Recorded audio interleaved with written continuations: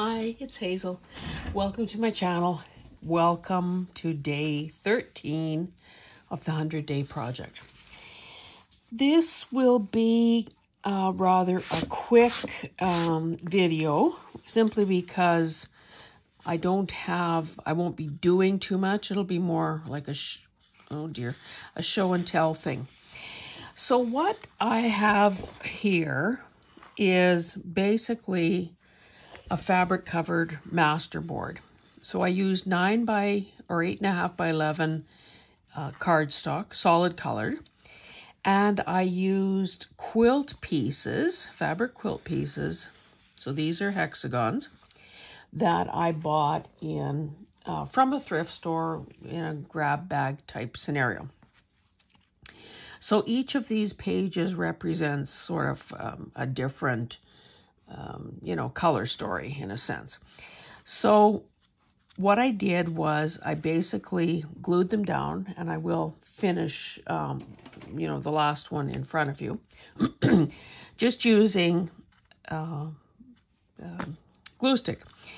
And I chose, because this is predominantly pink, I chose pink cardstock. So in places like this, where this pieces didn't fit perfectly, it's not that big a deal. After the glue had dried, I then I sewed around the perimeter, perimeter of the page, and then just all over, trying especially to secure the edges. I'll show you another one, and then we can maybe talk about some uses. In this one, it's a series of greens, as you can see. Unless you're red-green colorblind. This one is shades of blue. And the one I'm going to finish with you is these pinks and purples. So that's basically what it looks like when, before the stitching is done. So I have some pieces, and let me just move these done ones out of the way. I've trimmed off the edges that are, that were extending beyond. And on some of the other pages, some of those little cutoffs that I had ended up coming in handy for patching and filling in small gaps on the last row. So basically, in these bundles that I got, there weren't the same number of pieces. So there were only 4 of these sort of star designs, which means that sometimes I've got matching pieces, bordering each other. So in a case like that, I've just angled the pattern so it kind of looks a little bit different. And really, there isn't a great deal of choice. When you're down to this few pieces and you're just finishing off, there aren't that many choices as to how this pattern can work. So these guys are obviously going to be touching. Now, again, depending on what the final final product is,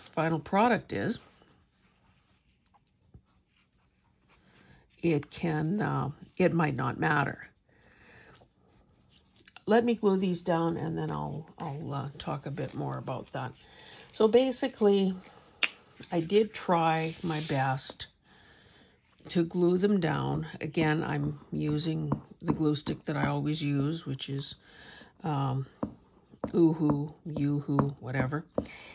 And because I made sure that it, had dried for days before I even attempted to sew, I tried to get, pretty darn good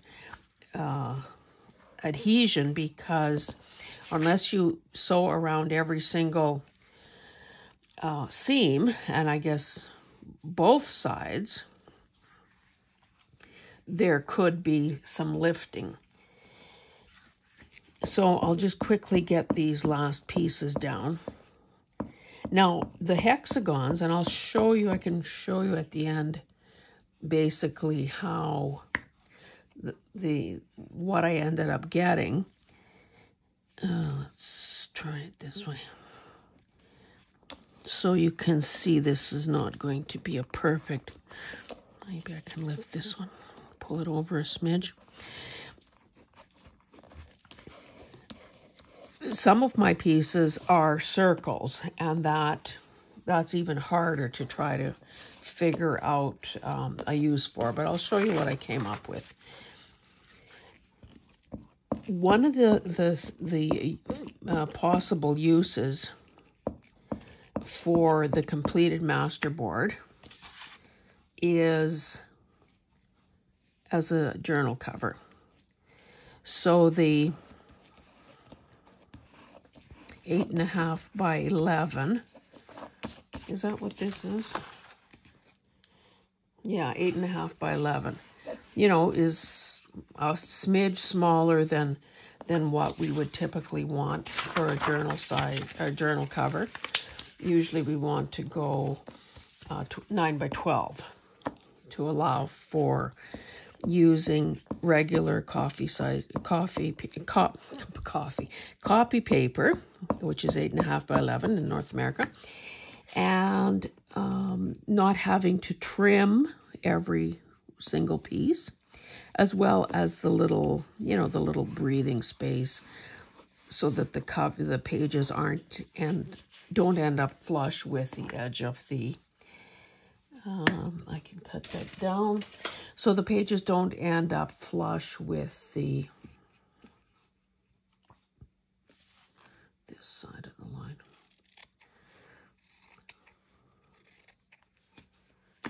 So the cover doesn't end up flush with the text blocks. Oh my God. Can you tell that this is not the first video I'm doing today? And it's almost bedtime. No wonder I can't speak. But it really is, to get videos up daily, it is a time management thing and a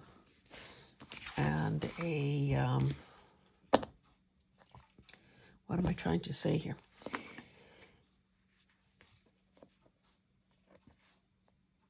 I'm not going to take the time to fit this since I don't seem to have any other pieces right here at my fingertips. Okay, so basically you understand the essence of what I'm talking about here. So where did I put them? Okay, so something like this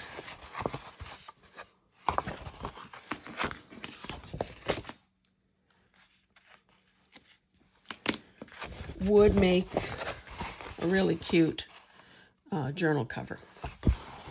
Now, because all of the stitching shows, and I purposely stitched it while it was just at this point, because if this did end up being a journal cover, naturally a person would line the inside with something else, and it would probably have to be fairly substantial, you know, another piece of cardstock, maybe a patterned paper of some sort, a heavier paper, so that these sewing ridges aren't visible or feelable.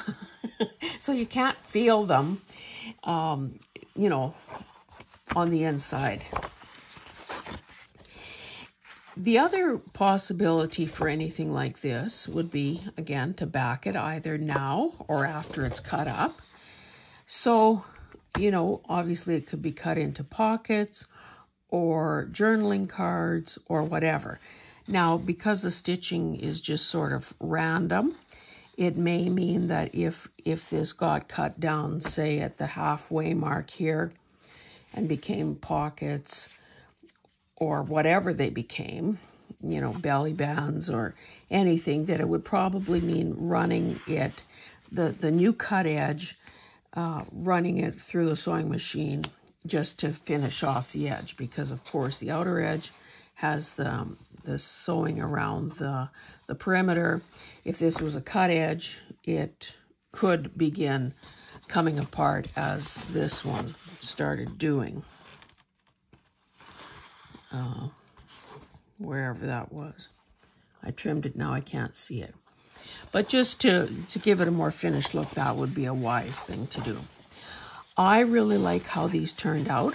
And of course, if a person wanted to do more like a crazy quilt or whatever, then you wouldn't take as much time sort of selecting your pieces and arranging them the way I did.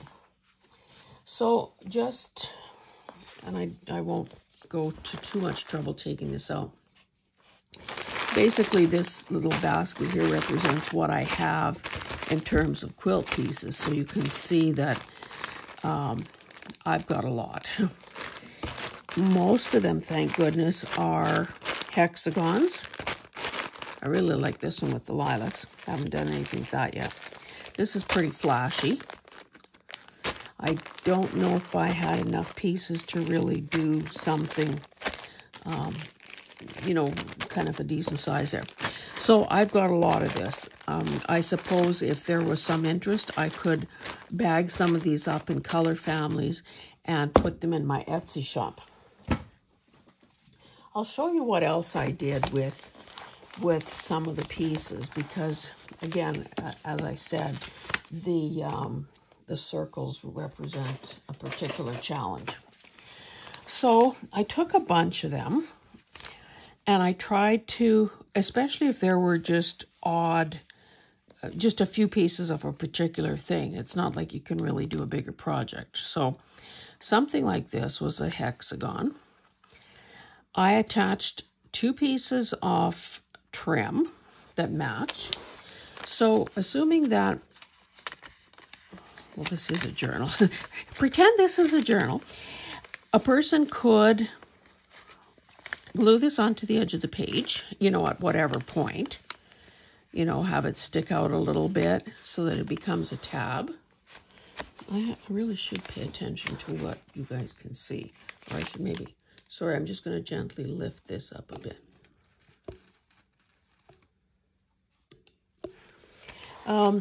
So this could become a tab. It could also be at the top of the page, obviously. So I think that's really cute. On this one, now for some reason, some of these circles had a paper backing. So rather than try to peel that off, I just thought, let me use it to my advantage. I found a matching lace. I was going to say I glued it down and then I sewed it, but this is one of the ones that has just been glued and didn't get the final step done yet. So this, I better just tack it down a little better because that could fall off before it gets to the sewing machine. I'll show you a few others. This one is entirely backed, so I just added some black lace. Again, that needs to be stitched around. So these things, well, what I would intend for something like this is a little pocket. Or I suppose this could also work the same way. I mean, it would probably end up having to be flush, like right on that fold. So that could be glued down. This could be glued down. And you've got a little page decoration. Now, some of these were wild and crazy colors.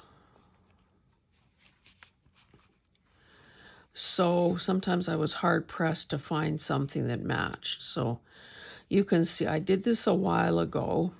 And this glue obviously does not hold forever.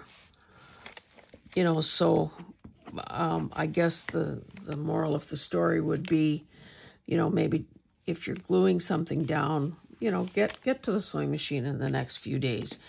Don't let it drag on because you might find that things have started to let go. Here's another one, just with a tiny piece of fiber that picks up on that teal color. So that could be a little pocket. And eventually we'll get to some where I've actually stitched around them. This is, again, using the hexagon. I just attached a bit of fiber there, a little ribbon. Again, more, I'll just show you. Okay, so this one I've stitched around. It feels like, yes, it has the cardboard there. And of course, once you've stitched something, it kind of, you know, it would stop any fraying that might occur. This is another one that needs to be sewn. This one is sewn, so it could be a cute little pocket. And I did a video, pretty sure I did a video where I had some of these pockets. Now, of course, do I have anything to within reach here?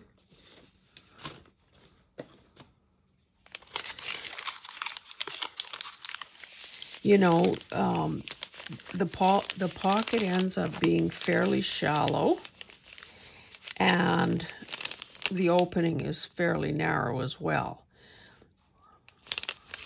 So this is more like the size where you'd, I can't seem to lay my hands on something real. Okay, here's a ticket stub from a play that I saw on Sunday. You know, so I guess just keep in mind that they're cute, but perhaps more cute than functional. Here are some blue ones with navy, I think that's navy, lace, yellow on some blue. This one, oh, I've got green and pink going on here. I wonder, see, I don't even remember what my plan was. It was going to be green on one side and pink on the other. I suppose that was the plan. I have to sew that. And then on this one, I used some of that fiber that's a bit of a challenge to work with. It's, you know, really nubby.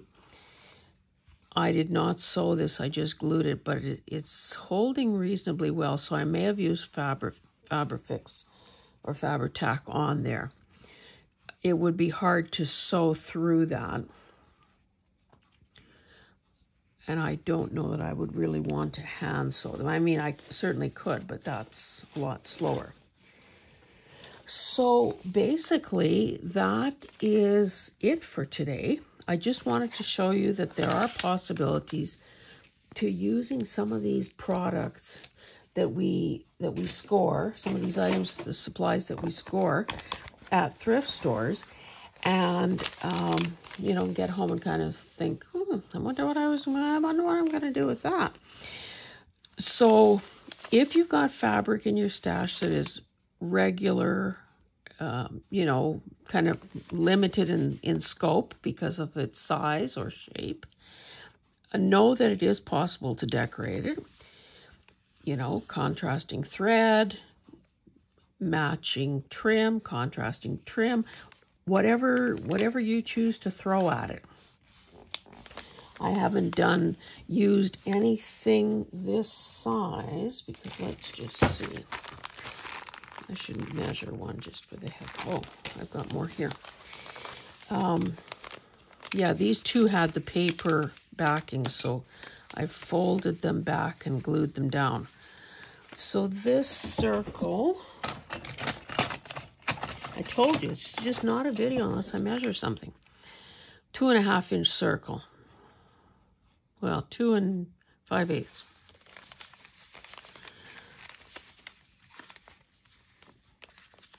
Now, I suppose a person could also just, especially with these that have the backing, a person could just use a matching or contrasting thread around the edge and just let them become, page decorations or,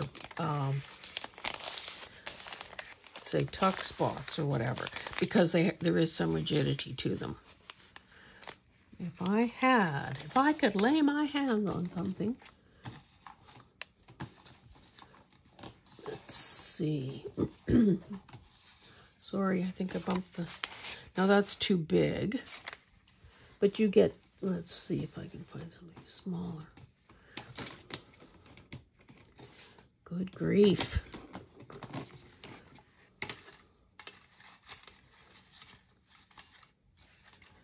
Okay, so these are some dictionary definitions that I'd stamped. So, you know, this could be glued. This could be folded around a paper, around the edge of a page, so that you've got a tuck spot on either side. It could just be glued down, just as a page decoration. So I just wanted to quickly get on here and show you that if you've got some quilt pieces that are stymieing you, there are a couple or three ideas of things you can do with them. And again, if I guess if you were to, if someone were to express some interest in being able to buy a packet or 2 or 12 of these color groupings, I'd be willing certainly to put them together for you. Anyway, that's it for today, my lovelies. We will see you again tomorrow. Thanks. Bye.